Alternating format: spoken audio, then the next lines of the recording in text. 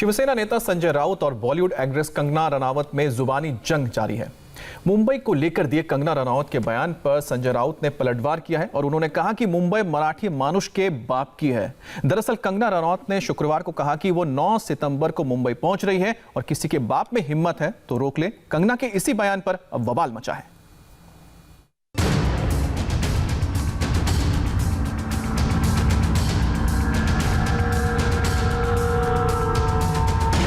महाराष्ट्र में कुछ ऐसे विरोध हो रहा है कंगना रनौत का।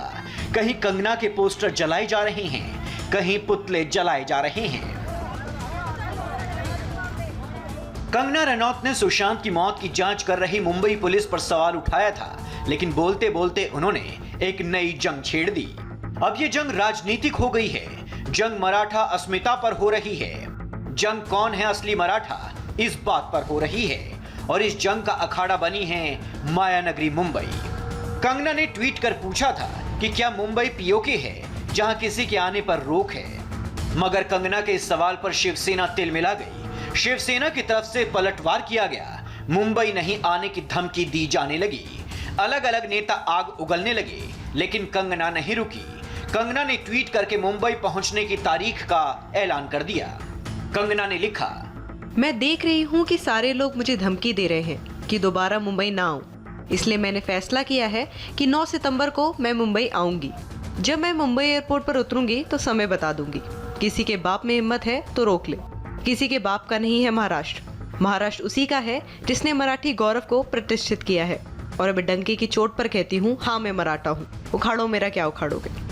कंगना ने ट्वीट करके सीधे सीधे शिवसेना को ललकारा तो संजय राउत ने पलटवार किया। उन्होंने कहा कि वो सिर्फ एक भोंपू है, आवाज किसी और की है। जिस शहर ने बनाया उसी को बदनाम कर रही हैं। महाराष्ट्र का बाप कौन है ये पूरा महाराष्ट्र जानता है। ये महाराष्ट्र जो है छत्रपति शिवाजी महाराज का महाराष्ट्र है। ठीक है, आप बाप की भाषा करते हो तो ठीक है, देख लेंगे महाराष्ट्र को बाप है या नहीं। आपने महाराष्ट्र का अपमान करने की कोशिश की। देखिए, मुंबई में आप रहते हो। मुंबई ने आपको नाम, शोहरत, पैसा, इज्जत सब कुछ दी है। अब तक मुंबई पुलिस के भरोसे आप यहाँ रहती है। जी सर। आप उसी पुलिस के ऊपर अगर आप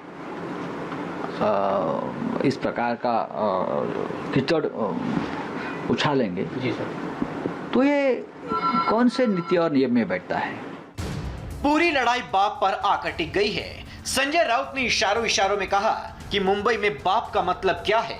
शाम होते होते कंगना ने संजय राउत को फिर से जवाब दिया। इस बार बाप की लड़ाई औकात पर आ गई। इनकी औकात नहीं है इंडस्ट्री के 100 सालों में एक भी फिल्म मराठा प्राइड पर बनाई हो।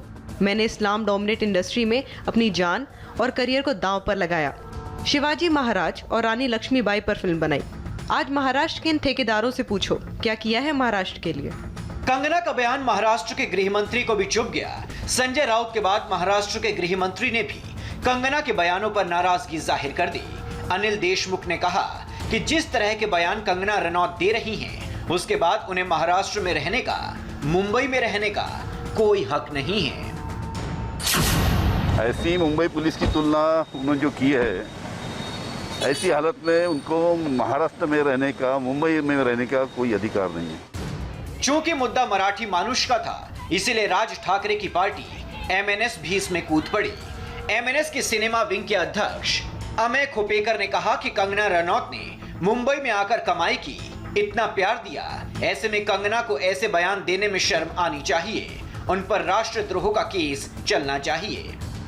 वो महिला है, मैं उनकी इज्जत करता हूँ, मैं महिलाओं की भी इज्जत करता हूँ। पर मेरे शहर में आके, मुंबई में आके आप यहाँ पे करोड़ों रुपए कमाएंगे, काम करेंगे। महाराष्ट्र के लोगों ने आपको प्यार किया है, आपकी फिल्में देखते हैं और आपको हमारी मुंबई में आपको अनसेफ लग रहा है। आपको बिल्कुल शर्म नहीं आती ऐसे बयान करते हुए। मैं आपके इस आलोचना की आप में तीव्र शब्दों में इसकी निंदा करता हूँ।